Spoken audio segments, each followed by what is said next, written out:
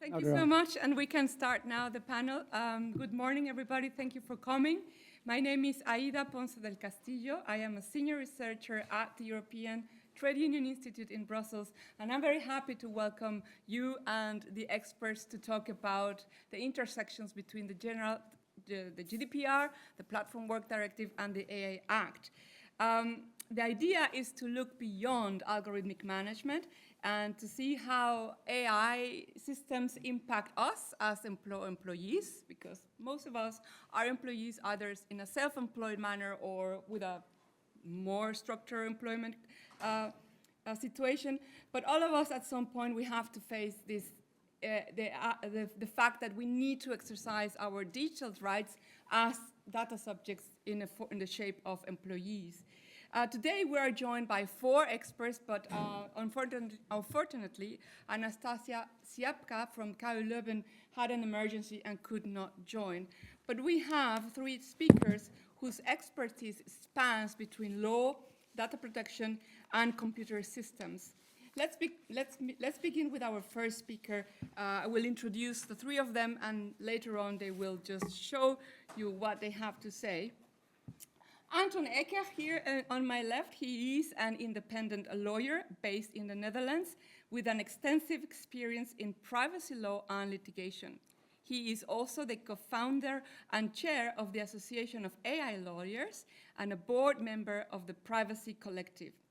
With a PhD from the Institute for Information Law and memberships in the Privacy Associations in the Netherlands, Anton will bring his practitioner's experience, particularly in his cases with Uber and other similar cases on how to litigate AI systems and intersects into GDPR as well. Next, joining us is Michele Mollet. Michele, he is a labor lawyer and a PhD candidate at the University of Groningen in the Netherlands, working as well at the intersections of EU data protection law, AI, and labor law. His research dissects the legal architectures governing workplace surveillance, and he will be he has been a trainee at the ETUI with us, and he is the founding coordinator of the Panopti Work network, an interdisciplinary forum based on digitalization and labor.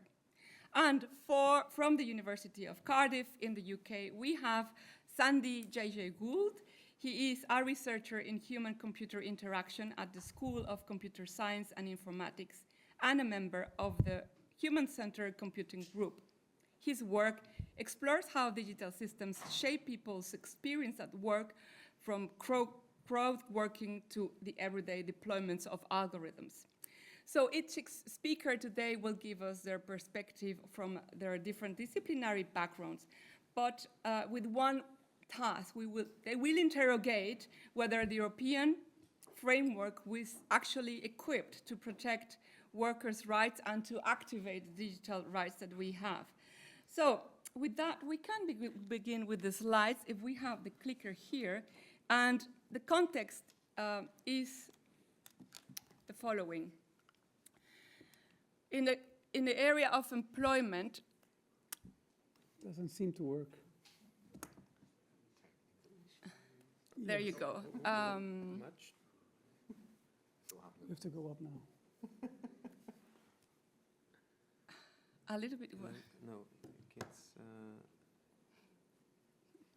it's just one button. So we have, last year, the most important piece of information was that President Ursula von der Leyen, in his mission letter to the commissioners, mentioned that there will be a legislative initiative on algorithmic management. And we don't have the slides. We don't have the slides. Yeah.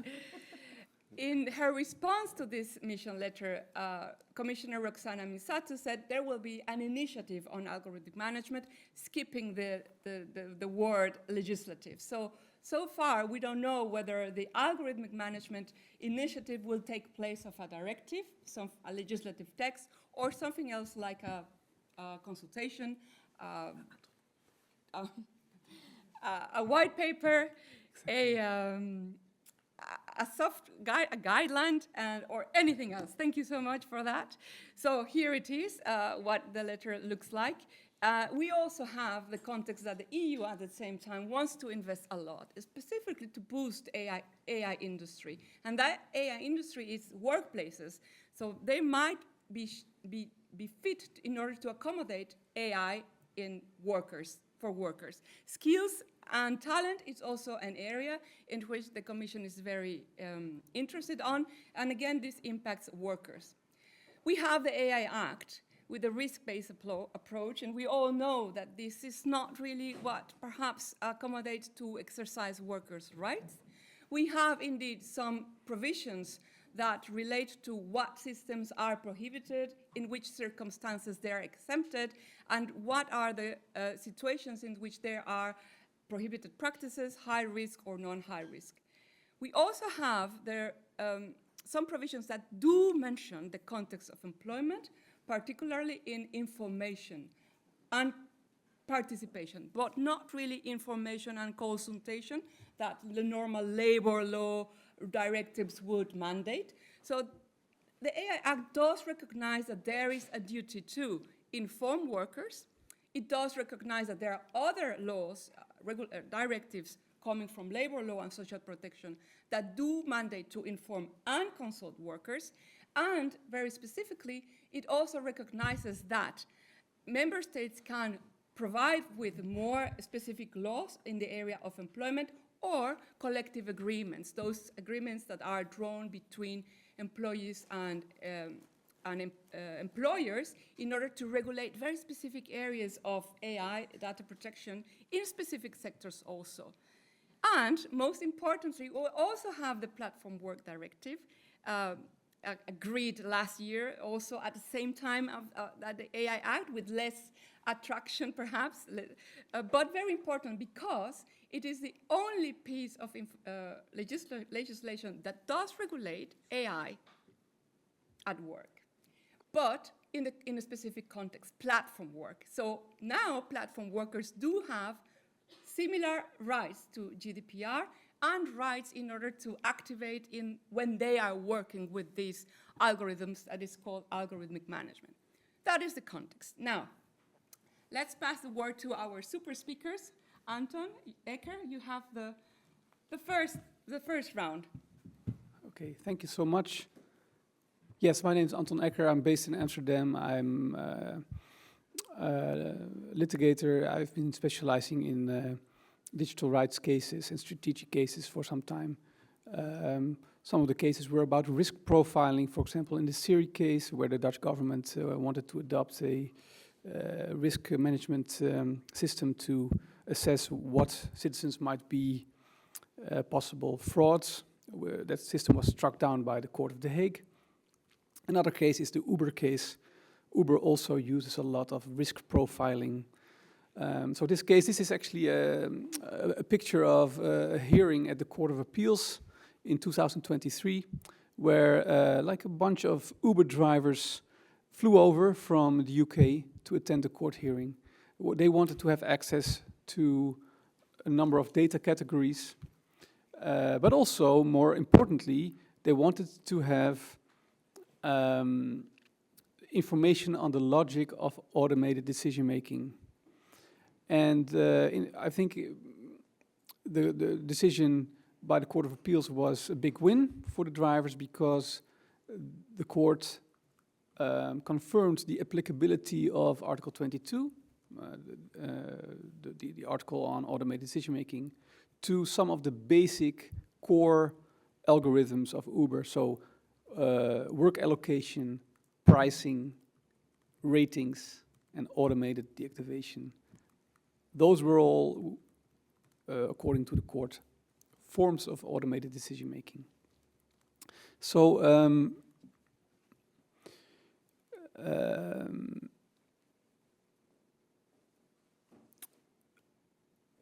let me see, does this work? Yeah. If you want to go backwards, please let us know. Okay, yeah, I'll try to only go forward, yes. And if we look at the past years, there have been other decisions as well. There's a very interesting article which I've cited here by Christina Hiesel, where she gives an overview of all the other case law where Article 22 was applied in the work context. So the examples are admissions to the workplace, work allocation, pricing, like I mentioned, fraud probability scores, deductions and penalties, temporary blocking and dismissal. So we can clearly see that Article 22 is very relevant to the work context, and we will see workers increasingly using their Article 22 rights, such as the right to obtain human intervention, to express your point of view, and to contest an automated decision. And I'd also like to point to the Fudinho fine decision in Italy, where Fudinho was fined 2.6 million euros for breach of information obligations. And I think we will see more of that kind of fine decisions in the future. So it is important, I would say, to point out that all of these cases basically were based on individual data subject access requests, most of them. So, and also the case that I did on behalf of Uber drivers was a bundled claim, a bundled digital subject access request. Going forward, we of course would like to see a more collective approach, where, for example, unions would be able to litigate on behalf of a group of workers. And I think that is where the Platform Work Directive comes into play, because we can see that the Platform Work Directive, first of all, grants access to information for worker representatives. They will have access to information on automated decision-making based on Article 9, and they will also receive up-to-date information for each individual member state on number of workers, average hours, and income. So that can be very important to be able to assess damages and what's going on the platform. And then, in addition to that, based on Chapter 5, representatives will be allowed to engage in judicial procedures to enforce the Platform Work Directive, contact workers through digital labor platforms, digital infrastructure, very important, I would say. In most cases, if you would like to have a collective claim, maybe you have to do a book build, as we call it, to have individual mandates, and you could do this by using the digital, or the DLP's infrastructure. And finally, there's a provision that says that the representatives will have access to relevant evidence. So, if well implemented, the worker the Platform Work Directive might for sure benefit the representatives. However, I think the core issue is, like I said, how will it be implemented in a national law? Let me give you one example. So, for example, I'm from the Netherlands. For example, a Dutch union has identified a breach of transparency obligations under Article 15 and Article 22, but also infringement of the Platform Work Directive, and they would like to take action against Amazon, for example. Under the Dutch system, we have the WAMKA. I don't know if you ever heard of that, but it's an opt-out class action regime. So in the Dutch situation, we would have an interplay between GDPR, Platform Work Directive, national implementation, plus our national collective redress mechanism, which doesn't require individual mandates from individual workers. But this will be different for each member state, of course. So I think that's an interesting thing to look at. I also point out that in Europe we do have a collective redress directive for consumers, which also allows for cross-border consumer cases. However, we don't have such a mechanism for workers. That might be an out-of-the-box idea, maybe for going to the future. if I look at the AI Act as an attorney, I would say for bringing collective cases, the meaning of the AI Act is very limited because it's a product safety regulation. It doesn't focus on fundamental rights.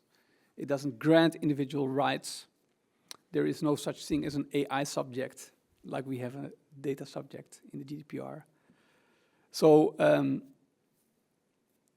in addition to that, we have limited definitions of AI, and the enforcement, like I said, will mainly be done by market surveillance authorities and administrative courts. So AI Act will not be very useful from this perspective. Back to you, Aida. All right, so we do have some signs that the Platform Work Directive will be more actionable, the AI Act perhaps a little bit less.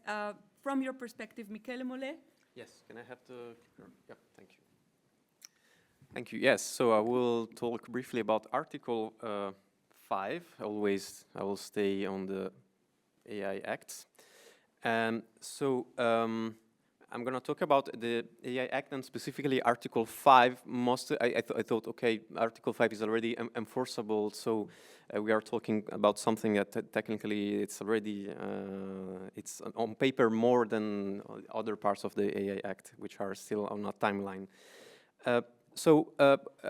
What I'd like to point out is that the AI Act, as the GDPR, us as labor lawyers, we always share with data protection scholars a sense of frustration, because we always feel a bit special for I mean, what is the employment context, right? The unemployment relationship is characterized by social and economic vulnerabilities, and labor law regulation exists to fix these gaps, right? So, and that's also why labor law is a different field from standard contract law. And but the GDPR and nowadays the AI Act, by taking this generalist approach that is focused either on data processing or on a specific technology such as the AI Act, when breakdown in the employment context can produce some problematic interpretative issues that I would like to point out specifically today. More specifically, I think that there's a lack of a clear vision from the regulation and also from the Commission on what ought to be measured at work and what actually is the scope of Article 5 in employment context. As you know, there are several prohibitions, which very broad wording, and maybe during the Q&A we can maybe focus on other parts of Article 5, but today I will focus mostly on emotion recognition systems, as in Article 5, paragraph 1, letter F, actually the prohibition of the emotion recognition system explicitly mentions employment context, so their deployment over employees. And this is a sensitive issue, as and I took the freedom to also mention this this chapter that I wrote with Aida, that was my supervisor when I worked at the TUI for a few months. We worked on this chapter to highlight how in employment context monitoring technologies are really changing, and which is of course not big news, but what should be the big news is that employers nowadays have very stark different capabilities and possibilities in monitoring and understanding their own employees, and this should prompt serious reflection from the legislator on a more specific reflection on what ought to be measured at work. And on this part, Sandy will be more specific on this. So let's take, for instance, the case of voice recognition. So if you, there are many softwares in call centers that can be deployed to monitor the friendliness or other indexes as the employee interacts with the customers via through the phone. And these tools, if you, as this is of course my understanding, but if you read Article 5, paragraph 1, letter F, these tools should be clearly prohibited. But then if you read the draft guidelines of the Commission that were just published in February, you read this paragraph, and so in this paragraph, the Commission is saying, well, but actually, if you only use this for coaching and training and has no legal effect on the employee, you can still use it. So I think this clearly shows the high level of confusion that there's in this city and in the buildings and in the surroundings, because the effect, I mean, allegedly, the effect of these tools on the employees, it's the same. So, I mean, the legal effect, it's there. So, if this tool is ushering like micromanagement and intrusive, a sense of oppression, stress-related symptoms, or chilling effect on any other freedom of expression, association, and I can literally speak for several minutes about many rights and freedoms, it's still there. So, this is highly problematic, and these are still draft guidelines, and I hope this paragraph will disappear, but it shows how these tools, and here, so after some consultation, I decided not to mention like a well-known company that provides this service, but if you go on the website of this, this image is taken from the website of this company. Now this company, it sells this product as a coach, as a trainer for employees, and this shows how providers can, in 1 second, simply readjust their business. It literally suffices a name change to make things legal. And another problematic thing is also the exception, and this is already this is worded in the article for the use of emotion recognition for the now I don't have the text of the article, but for safety and medical reasons, you can use emotion recognition, but only for those purposes, and also when technically you're not inferring any emotion, but you're only detecting movements or other features. But let's make the case, for instance, of AI cameras on drivers that are used a lot in logistics. This is just friendly suggestions. If you watch After Work, it's a documentary from the filmmaker, an Italian filmmaker, Gandini. He managed to get inside some Amazon trucks and film workers while driving with this AI camera activated. And I think it's quite impressive because there you can really grasp the fact that these tools, of course, are not developed with the intent to harm people, right? There was a company that thought, wow, it would be so nice to have an AI camera that can prevent accidents and really improve workers' conditions. But then the moment you actually deploy them, suddenly everything goes wrong because it becomes a dystopia of these people that is driving, and like in the moment they do any gesture that is not immediately labeled by the machine, it gives you alerts or sounds and so on. And even though maybe someone told you at the HR, no, but you don't worry, this is only for health and safety, it's not gonna harm you in any ways. Imagine yourself in that situation. Would you really trust this information? Or even if you trust it, this is really having an impact on the way you simply exist, right? And this is already posing important ethical and legal concerns. So, so again, like also in these exceptions, like in the prohibitions of Article 5, I find a very thin line between micromanaging and intensive surveillance and other purposes that are noble and important, but we are not yet there in providing legal and technical solutions. So I think that at the end, the real question is what is meaningful, what ought to be measured at work, and perhaps it's less of a legal question. And I think it's Sandy's moment now. Yeah, passing the ball to Sandy. What are we measuring, Sandy? Yeah, that's a great question. Is this working? Yeah. Okay. Thanks. Yeah, no, that's an excellent segue for me to pick up on. Very, very generous of Michele to do that. I'm not a lawyer. I work in computer science departments, and I've got an empirical training. So I've got a bit of a mixed background, and I'd like to kind of reflect on how that training gets me thinking about some of these problems in the law. So what is it? What is this a picture of? Anyone from the audience like to tell me? It's not a trick question. It's a bear. Thank you for helping me out. Except it's not. This is a picture that has been subtly modified in a statistical way so that it still looks like a bear to you, but if you feed it to an artificial neural network, like a computer vision system, it will classify it as a truck. These are called adversarial images. There's a whole bunch of really interesting and exciting research. Unfortunately, my reference has fallen off the bottom of the slide. But the question is, what does it mean for measurement, right? So we see this as a bear. It can be manipulated in such a way that an AI model sees it as something else. It's not trivial to do this, but there's a whole literature about how you might do this, both for kind of checking models, but also for kind of nefarious means. Of course, if you can wear a special mask that makes a security camera think that you're someone different, there are potential benefits of doing that.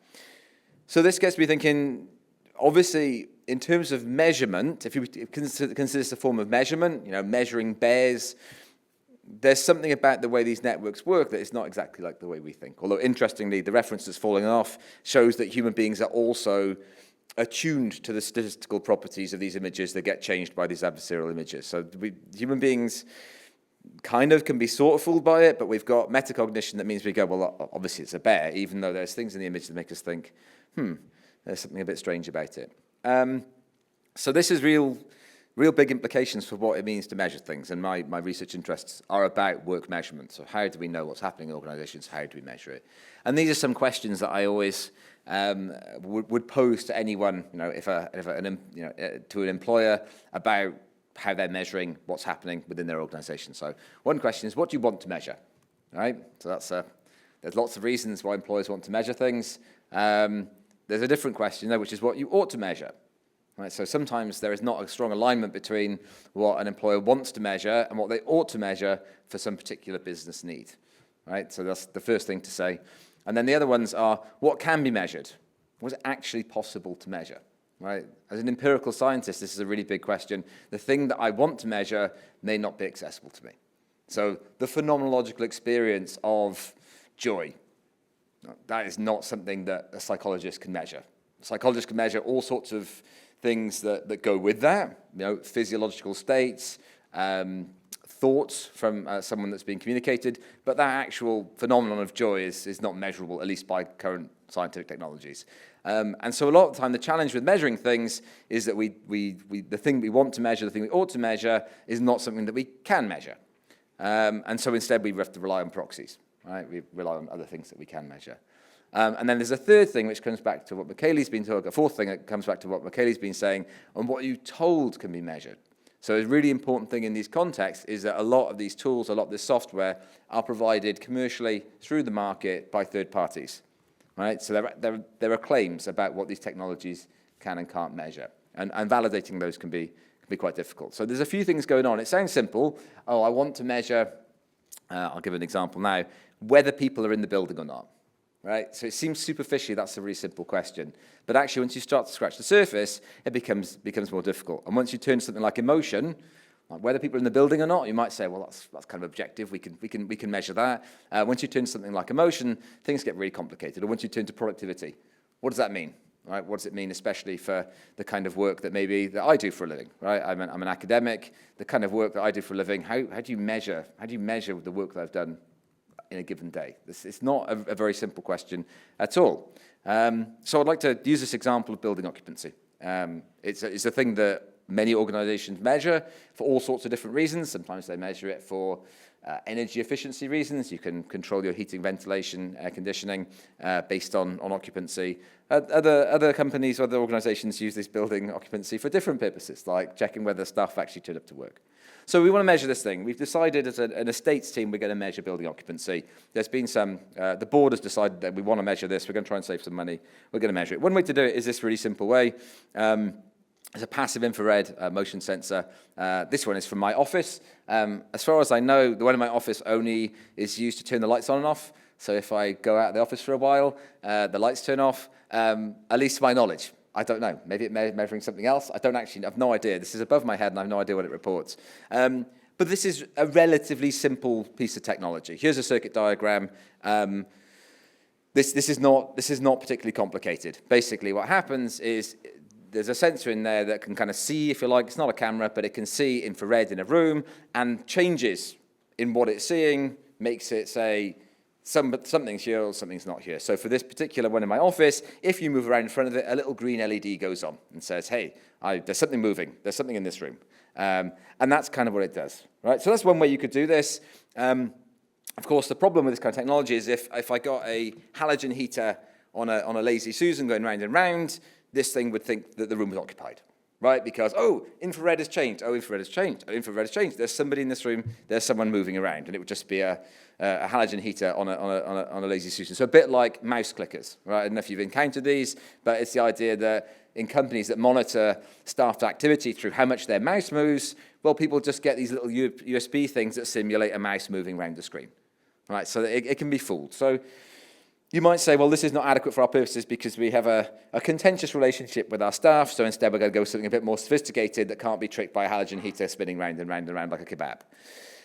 So you might move to something like this instead, right? You might go for a camera that actually is looking at the room, and attached to that you have a machine learning model that looks at what's in the scene and goes, that's a person, that's a person. And of course, once you're doing this, you can move from there's something in this room to there are 3 people in the room, and their names are Anton, Michaeli, and Sandy, right? You can move towards that kind of position. However, this gets more difficult because in terms of measuring and measurement and what's happening, first of all, you've got a system that doesn't produce, well, it's a stochastic system, right? So you can see from the picture, this particular tool, machine vision tool, attaches probabilities to what it thinks it's saying. So a person, 0.96, so 96% confident that is a person, but at the back, only 0.65, so kind of not far off a coin toss. This could be a person, maybe it's not, I don't know, I'm guessing. So one of the challenges with measurement is how do you take a stochastic, non-deterministic system like this and come to definitive judgments about whether a room is occupied or not? Right? How do you translate this kind of machine that says, maybe it's a person, maybe there's 3 people in here, I don't really know, but how do you translate that into the need for, yes, there's someone in this room, or no, there's not someone in this room? So you end up with this kind of reductionism, right? You take something that doesn't claim to be able to do these things, and you force it because you want to sell something that says yes or no, this room is occupied. You end up having to kind of fudge it a little bit and maybe make some guesses along the way. So that's a real problem in terms of making these kind of measurements. Again, what have you actually measured? Well, this machine says, I'm not entirely sure, but that is not often compatible with a whole host of different business processes.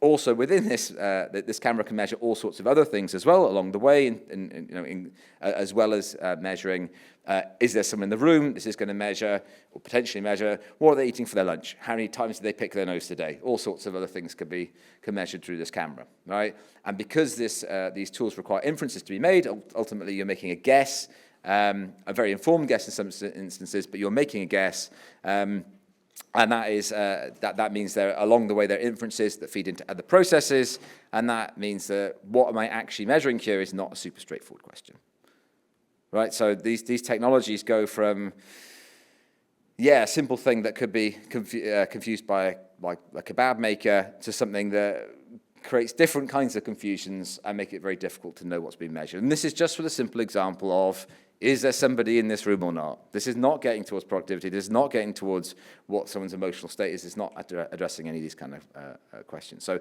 if we go back to my 4 questions again, I would add to them, you've got these 4 questions about what you measure. How will you answer these questions when they're these inference-making machines and they're made by third parties? All right? Like, what can you measure? Well, I don't really know. I don't really know how this machine works. It's proprietary. It's owned by this company that make it and sell it to us. What do they tell you that it measures? Well, they might have told you something. Is that what it's actually measuring? Is it measuring other things? And how does that relate to what you want to measure? And are you sure that the thing that you want to measure isn't just the thing that the company has told you it can measure because it's been sold to you? These tools are marketed, right? They're in the market. This kind of problem between what a machine can do or is doing, and what the kind of goal of the user might be, or what people want it to do, often called by AI researchers the alignment problem. As an empirical researcher, I would call this a problem of construct validity. Did I measure the thing that I'm trying to measure? It's very, very easy out in the world, in reality, to think you've measured something when you actually measured something different. There's an apocryphal tale about AI systems that was supposed to determine, this is not a true story, but it's part of the kind of AI history. Is this a Soviet tank or a US tank? And the idea was that eventually what it learned was the time of day the pictures were taken. That's what it did. It's an apocryphal story, it's not true. But this issue of alignment is a really, really big one. And so for me as an empirical scientist, I see the parallels here with how do I measure something about, how do I measure productivity? How do I measure that? How can I be sure that I've actually measured productivity when I can only access proxies? Because the real world is messy and doesn't offer you these kind of ready-made measures. Now, the Act, AI Act is in the annex, there's a kind of recognition of the fact that what a system has been built for, how it gets used in practice, they may not fit together very well. It's possible that the intended purpose of the system by its manufacturer is not how an employer, for example, uses it in their objective. That's recognized, but it's not super clear how you're supposed to resolve these things. Like, what does it mean to measure an emotion? What does it mean to measure productivity? What does it mean to actually measure these things? Like, what is happening in the systems and what's happening in terms of the kind of the business organization for where that need comes from is complex. Going back to this idea of occupancy, there's another problem as well, which is building the shared understandings of what's happening. So even if you have this system and there's an argument over whether the business objective matches up with the intended purpose, you end up in situations like this. And so this is a true story from a UK university that introduced these sensors, or are they cameras, into the workplace, ostensibly for building management purposes. But you can see from the quote from the article is really kind of illuminative and kind of points to what I've been talking about, which is they say they get pushback from managers. They call them cameras. This is the trade union reps. And the managers say, no, they're not cameras. They're sensors.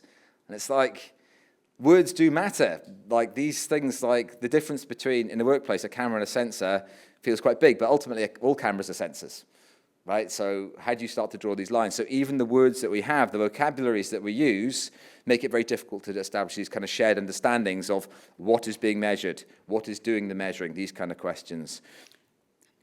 Yeah. And so finish up, just to say that how can we build these? Well, the Act, Article 4 says that AI literacy is required for companies basically have to ensure their staff are AI literate, but it doesn't really say how to do that or what would define literacy. And of course, the kind of implicit assumption of the article is that employers actually know what these tools are doing and therefore can make their staff literate about them. When often they're going to be from third parties, often they're going to be proxy measures. And so what does it mean? And is AI literacy enough? Because it's a socio-technical system problem. Like just knowing how the AI does something doesn't suddenly solve the problem of like a trade union negotiation, right? So I think the Act is maybe not quite sufficient. It just says, train your staff. And it's like, on what? How? How are you doing this? There's not enough there. It'll probably turn into mandatory training. So sorry, I've gone too long. No, it's fantastic, Sandy. Sandy, now we don't know what's going to be measured really. We have the AI Act with a very strong provision on emotion recognition, but the guidelines say something very different with many exceptions and out-of-scope situations.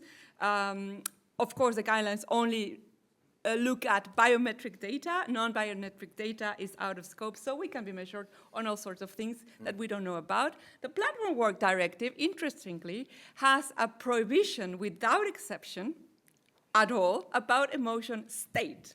So it will be very interesting how the two will play, because of course platform workers will be protected in principle from collecting and monitoring emotional states and psychological states, whereas the rest of the world who are not are I don't know where, with all the exceptions with out of scope, non-emotional data, and exceptions for medical safety, and a lot of when the stress is high enough, etc., etc. That's the context that we like to look at. So our experts have already said something. Now it's the turn for the audience to say something. And I do have a question for you. So, because we would like to know your point of view, I would like to know if you have a different perspective from the ones that you have heard here. Please. Yes, they agree. Fantastic. There is someone there. Again, it's me. Okay, congratulations, fantastic panel. My name is Mario Guglielmetti. I work for ADPS, but here as an academic discussion. Yes, platform work, much more protection. Gig workers are more protected, namely on these aspects of not being subject to intrusive surveillance on emotional states than non-gig workers. So I'm happy, of course, for gig workers, but we have to still have something for the workers. Also, the overall structure of the AI, as you said, is problematic, not only for the biometrics, but also in terms of self-assessment, self-certification. The orientation of the data is also important, not just what you can measure, but the purpose of the measurements. And then I conclude going back to the health exceptions, which is very, very risky, very problematic, as stressed before. If it's for medical purpose, then I would think we need medical protocols. We need that this is in charge and in a way under control and management by the health experts and professionals for the sake of helping the workers. And do we need this constant surveillance to check whether someone is stressed, or we can do an ad hoc check, for example, once a month, take the persons, and where are the protocols, where are the scientific and medical evidence? So all this, for me, is, to put it mildly, very risky, if not actually under more the logic of asymmetric power and also of control, also on the state of the work. So increases the asymmetry in a very traumatic way. And how to solve it, again, we do have the Charter of Fundamental Rights, the principles, but someone has to make the call. And that's all from me. And congratulations, thank you for discussions. Can I add something? Yes, of course. Yeah, no, thank you for your intervention. I would like to top up something that I haven't said during my discussion, but maybe it was a bit rough, but and maybe you know it already. But in the case of the AI cameras that you see in the screenshots, what happened, mostly in the US, but it's been reported recently also in Europe, is that drivers that undergo such AI cameras that have activated all the possible features with audible alerts and so on, have been reported peeing in bottles while driving because they were afraid of having just physiological breaks, that just, I need to take a pee, very simple. And even though this was not actually prohibited by the protocols or the systems, this simply shows that the moment you put someone under a strong state of subjection, that is just you in a van driving with this thing that actually interacts with you in a very robotic way, this is the effects that it produces. And I would like also to add, so if this tool is, I assume that such a tool under the exception then would be high-risk system, right? Because it's deployed at work, so it must undergo all the requirements on. And this would mean that the employer must exercise human oversight. But in all these circumstances, I mean, when it becomes enough. So if you, because if under Article 14, I think paragraph 4, letter E or something like that, the AI Act says, so the moment the system produces a harm or some kind of risk, the deployer must be able to press a stop button or something that halts the system in a safe manner, right? And this on paper reads really well, but my question, that it's something that Sandy is more able to answer, is that, but is this always clear when this is going to happen? Because in the case of these AI cameras, this is something that I guess it layered over time. It's based on experience and on the fact that employees themselves were afraid of reporting this kind of insidious and subtle sense of subjection. That's just simply human and personal experience, that it's something really difficult to frame and determine in the law. Yeah. Yeah, I think it's a really good point, and you end up with this sort of anticipatory compliance as well, where it's really, this is why I come back to the point about the training. It's like a lot of the time people have folk theories of what is happening with these machines, right? Ultimately, it's ineffable. The way they're designed is if you were to, just like if you were cut into my brain, you couldn't find the bit of my brain where, I don't know, my thoughts about this problem live, right? That's not how networks function. If you cut into a neural net, you don't find the little section that represents that particular type of knowledge. It's represented by the whole network. That's how they work. So it's very difficult to explain to someone driving a van or working in an office or whatever that the machine can do all these sorts of fantastical things, but it definitely won't do these things. You don't need to worry about that. You can go for a pee as often as you want, because it's not going to do that. That's not necessarily. That requires a whole bunch of trust and knowledge on the part of the employer in relation to by the employee in relation to the employer, and that doesn't exist in many working contexts. Management say that it doesn't do this, but I talked to my friend Barry, and Barry said that that like these things are material in actual functioning organizations. Like this is how real work happens. It's not, oh look, we did a training document that says these things. It's done, and I think it's a really big challenge. To do that education piece is treated as like a bolt-on, and it can't be. Sorry, yeah. Great, so thank you for that. Thank you for the feedback. We have a couple of questions here and in the middle of the room. It was actually a comment on what you were just saying. I think it's really interesting because I think even if we don't look specifically, if we look at a technical perspective, I think also if we look at the AI Act, often things are like, for example, if we look at the guidelines and they're in a specific part, they say that it's, for example, it's not prohibited to have cameras that allow real-time RBI. So you can install cameras that actually theoretically have the functionality to do something that is under the prohibitions, but they don't do it. Yeah. And I think even on a technical level, like I have a technical background, you cannot know. Like I would lead, like there's no way for me to verify if this is actually happening or not happening, because specifically if it's only like software related, there's no way for you to verify. So I think on top of the educational piece, it's really difficult because I think it is the trust part that is the thing. Because like, yeah, it's really about the trust because we cannot actually know. And so I think even like allowing for things to be installed that even have only the capacity to do something without actually it doing something is already dangerous because are we sure? How can we verify? Who will verify? Who has the technical knowledge? So I think even from the technical perspective and beyond the educational perspective, I just wanted to say that I think it's really complicated. And if I walk by a camera that can like technically do real-time RBI, who guarantees me that the police is not actually doing this right now? Because, yeah, so I think, yeah, that was just my thoughts. So data rights at work get really complicated. The second question or comment over there. Thank you, Mila Vidina from Equinet. So I have two questions, and maybe one would be to Ituk or the other panelists as well. It's just a status update, what's happening with the non-legislative initiative on algorithmic work. Right? I mean, you said that there was a possibility for a directive. Yeah. So now that we know it's not legislative, what's happening with this initiative? And then a second question is about the interplay between collective redress under the Act, as it could be used also by workers. We know it's a consumer protection provision, but I would be interested to hear how it interacts with collective redress under the Platform Work Directive. Thank you.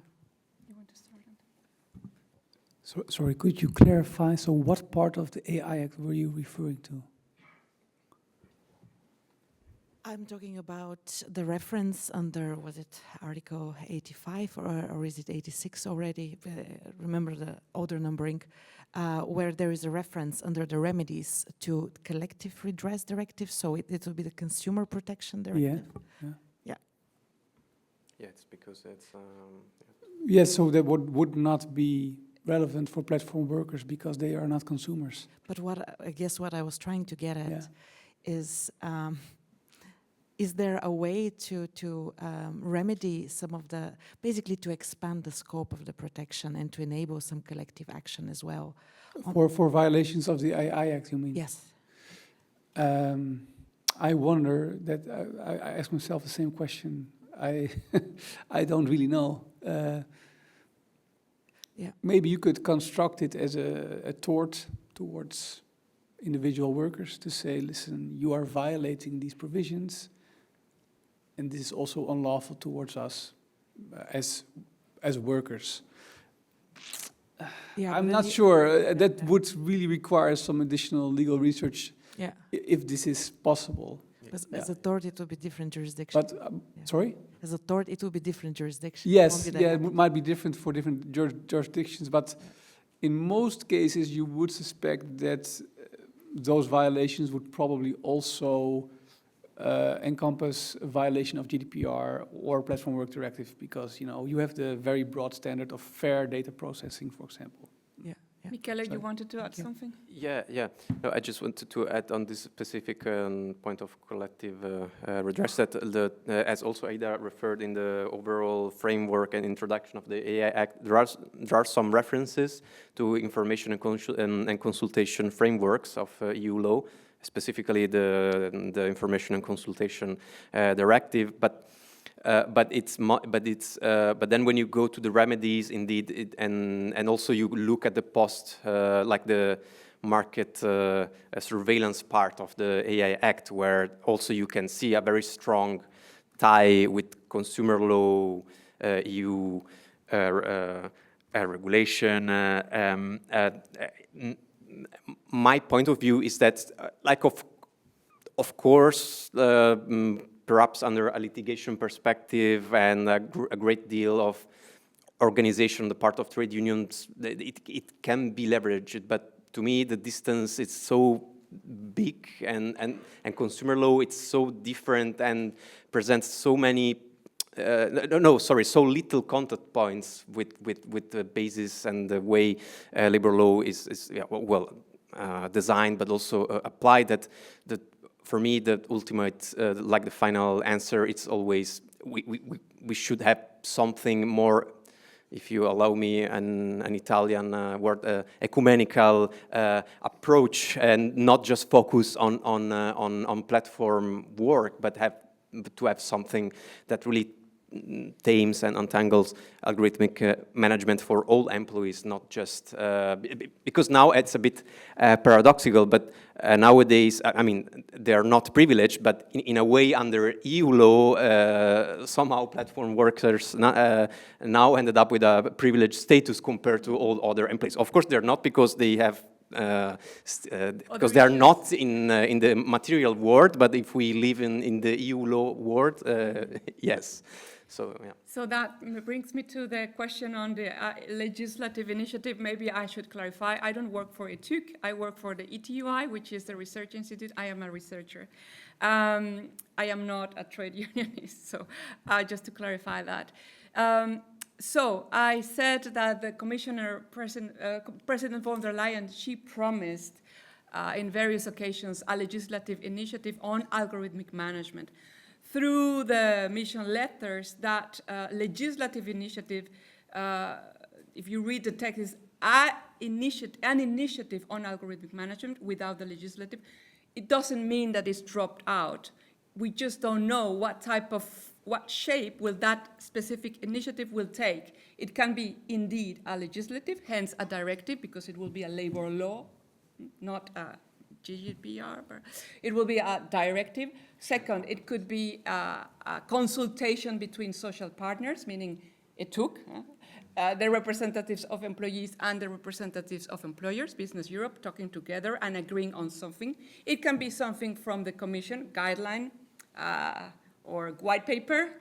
It can be something else, another social pillar. We don't know. We are trying to see what's going to happen.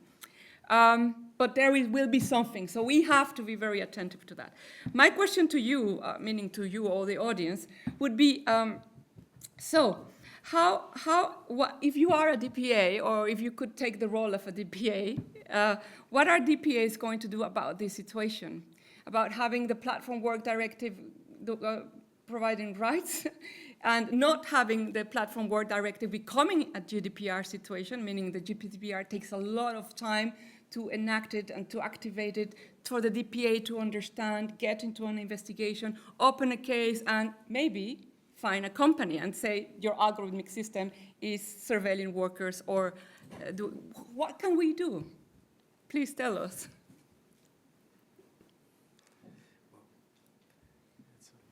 The role of the DPAs in managing this, whether it's platform work or non-platform work. Can we learn from what happened with GDPR, maybe? It's too difficult, this question, Aida. Yeah, it's a big question, Aida. Yeah. No, I see one somebody. I cannot speak for colleagues, otherwise they will say why we didn't discuss this before. But data protection for me, first of all, to be effective has to recognize its limitations. And data protection authorities cannot impose the right wage for the salary, cannot impose the right working time for the workers. So this is important. So the orientation of the product of the AI management in terms of salary, working time, this has to be done by the competent authorities, the labor law, which is fundamental. And finally, we have these rights under the platform work, because you see also how it is phrased. You have the right to, it's also a vocabulary of rights to the person, whereas in the AI Act, we don't have the AI subject, as has been said. We have a certification and a self-certification of products which can be incompatible with the sectorial law. So there is a high risk of deregulation via regulation, of lowering the rights for workers, especially in this moment. Then hopefully we will have this initiative, but honestly, I didn't see it in the Commission working plan, the initiative on working, so it's nowhere there as as far as I know. And what the DPA can do, yes, of course, intrusive surveillance, not only the emotions, but also, for example, if a person smiles or not. The AI Act does not prohibit it at all, but because it says the smiling without inferring the emotions is not emotion recognition, if you read also the guidelines, but also the very AI Act. But the fact that the worker is monitored, whether it smiles or not, if frowns, is not smiling to the customer at the bar, this is also something, imagine working under these situations, which make you more stressful instead of less stressful. So this is something a DPA can, of course, in my view, if there is a system of 24H surveillance, how many times you smiled to the people coming to the bar, and if you are not smiling enough, you are fired. But this is something which, honestly, I don't think it would be against common sense to prohibit it, honestly. Yeah. Or am I exaggerating? No. You're a yes, socialist. there is maybe an answer over there. Yeah. So let me answer from the perspective of a DPA who is quite likely to also be then the market surveillance authority on AI systems being used for labor purposes. And so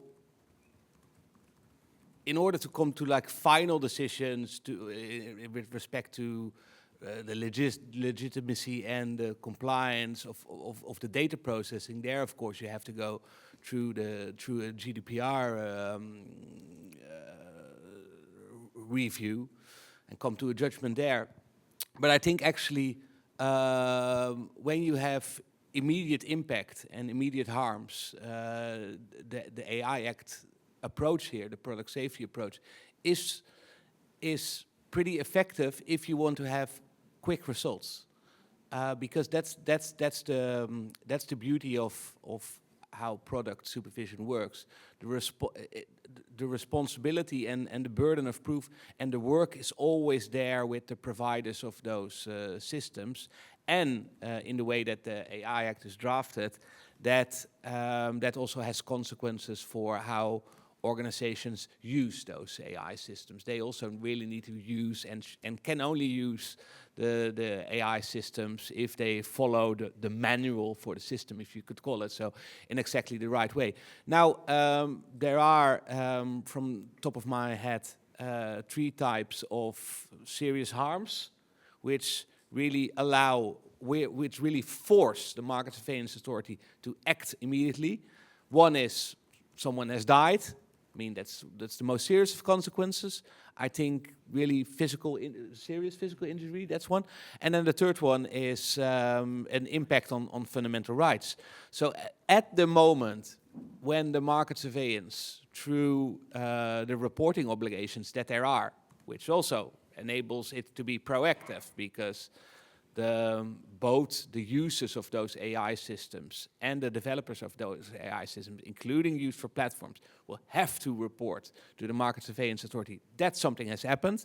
Then within, I think it's 2 weeks or 3 weeks, I mean, still need to learn some of the elements, but within a very short time span, it needs to take a decision.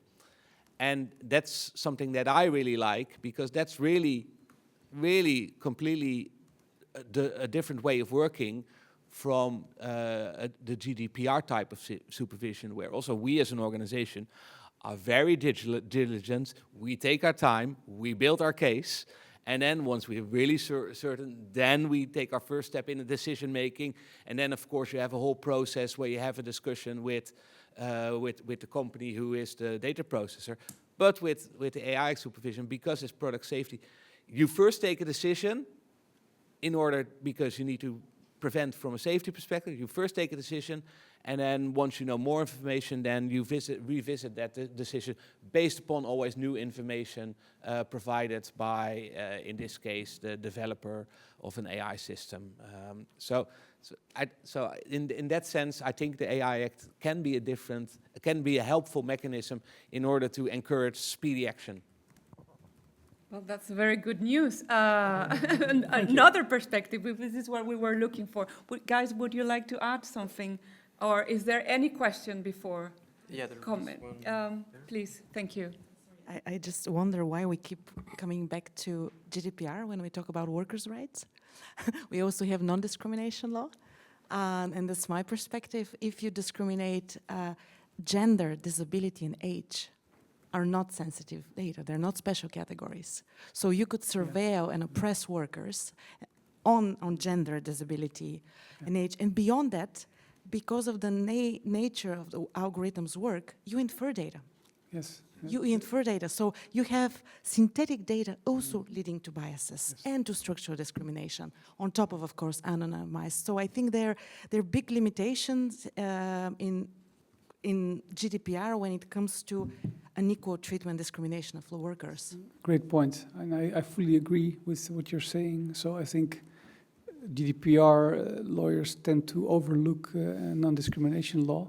It's a big problem. It's true also that special category, prohibition on special category data has its limits, and there are other forms of discrimination. You're completely right. So, can I add something as a non-lawyer? To me, I find it absolutely fascinating. I think someone in the previous session described it as epistemic capture, and that's exactly what's happening. You've got the workplace is becoming datafied, so we're going to try and manage employment rights via a data protection law. Like, that's just really, like, to me, that's bizarre, right? And there are so many problems. And I know this is not necessarily a criticism of the people who wrote the legislation or whatever. I think, obviously, it's been one of the more visible and more effective pieces of EU legislation. But I just find it fascinating that, in a sense, it's in the interests of the organizations these laws are designed to regulate for everything to be treated through the lens of it's all datafied and it's all data, right? It is in the interest of those organizations, because most organizations do not understand data and do not have data management practices that rival those of very large multinational corporations who have really, really good, like, that's the thing, really strong, excellent people working in these places. Some of them will be in this room. And they're very sophisticated.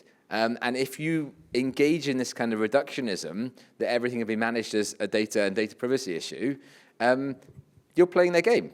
Yes, it's interesting to mention, there's a recent judgment by the Dutch Institute for Human Rights about Meta. Oh, you're yes? Okay, well, then I'll still mention it. So there was a decision about Meta's use of algorithms to show job vacancies to men and women, and men got specific advertisements and women got other, and there was a statistical difference, and that's where the Institute decided this was a form of indirect discrimination. However, I think that's a great judgment, of course, but there's only, the powers of the Institute are limited. Yeah. So if Bureau Clara Wichmann, who brought the claim, would want to take further steps, they would still have to probably rely partially on GDPR. But most equality bodies, so equality authorities as regulators, have the power to litigate. So they could, it's true, you take a bit, I mean, you, on behalf of, so the burden doesn't need to be on the complainant. That's the good thing with equality regulators. They have to, all across Europe, to provide free legal advice to complainants. Oh, I didn't even know. Yeah, that's interesting. Because the Dutch don't have it, unfortunately. I think it has to do with the history there. Yeah. Interesting, very interesting. I think you wanted to say something, Michele. I can give my final remarks. Yes, if there is no other question, yes, we can take that. First, I'll give some thoughts on your question, which is too hard to answer for sure, but I wonder if there's something which DPAs can learn from the use of automated decision-making in other areas, in particular in the public sector. The environment is different, the situation is different, but the number of scandals we've seen for benefits from welfare, education, and just thinking about how those, what can read across and what maybe doesn't read across, but as ways to think about those. My question is, I mean, we've seen in some cases examples of, in particular within gig workers, the apps using the work where they're tracking workers while they're not at work. And so I wonder how widespread do the panel think this problem is or could grow, and in particular, well, not in particular, in addition to that, like is the legal framework sufficient to deal with that, or are there also gaps there? I think everybody of us have an answer, but we start with So Michele. with the Platform Work Directive, this is Article 7 is prohibiting this practice, and it directly comes from the experience that some Glovo drivers, but also many other platforms throughout the years actually tracked and used the platform workers' data also while they were not actually logged and having their personal lives. And but I want to top up this question with the fact that DPAs, in my opinion, I'm still of the idea that we should aim for better and broader regulation not confined to platform work, and to identify in a clear way which national authorities, and also European, I would say, are in charge of enforcement. For instance, I am of the opinion that we have this brand new European Labour Authority, that has so little tasks, why the European Labour Authority cannot collaborate with the European Data Protection Board more and better on these matters. But I just wanted to say that if you look to some best practices, and I think of the French Data Protection Authority and the Italian Data Protection Authority, but there are many other examples. These DPAs in cases involving Amazon or Fodigno, which is a platform, a labor platform, they applied the GDPR, and in their they applied the GDPR in employment context, and in their reasoning, they explicitly referred either to French law, French labor law, or Italian labor law. And the results of these sanctions, I encourage you to, if you're interested in this topic, to look them out, are extremely interesting, because they came up with a very extremely employment labor-oriented interpretation of the GDPR that produced interesting effects. So in the case of Amazon France, the French DPA managed to explain to Amazon that, yes, you can have your crazy warehouse that works at the speed of light, and because we do not question the fact that you can set up your business model, but we do question the way you track your employees, so you can reach your results, but here are some, I mean, here we explain to you how you should operationalize according to minimization organization and legal ground of legitimate interest, your business model. And they got a 32 million euros fine, which for Amazon is nuts. But it shows, and in the Foodinho case, the path was similar. But it shows that in some instances, DPAs that are willing to engage with this topic in a serious manner, you can produce good results even with the GDPR. So, yeah. There was the first question. Your first question was about, About the collection of data from workers when they're not at work. And I suppose to build as well the possible of inference as well. Is it possible that data can be collected while they are at work, but it's inferring them outside of the workplace? The thing I'd like to add is there will be a huge fight about the definition of what is working time and what is outside of working time. Because I think, for example, taking Uber as an example, Uber has a completely different definition than the unions, for example. But I think you said there was something to learn from public cases. Yeah. An idea that perhaps the question to do with how should DPAs approach this, and then saying, well, there's plenty of thinking that's gone into the use of automated decision making in the public sector, and the question is to what of that is relevant. I think basically all of it. I don't see a lot of principal differences, to be very honest. I think they're all relevant. Yeah. And if there is no other question, because it's just time to go, Sandy, would you like to take just 3 words to close? And then I give the final words. Can I have 4? Yeah. What are you measuring? Yes, very good. And for us and for you, there will be a lot of issues with this intersection between law, GDPR, Platform Work Directive, and what is there to come. So please keep on coming to our panels. And if you have any comment, happy to hear you. Thank you very much for staying with us. Have a nice day.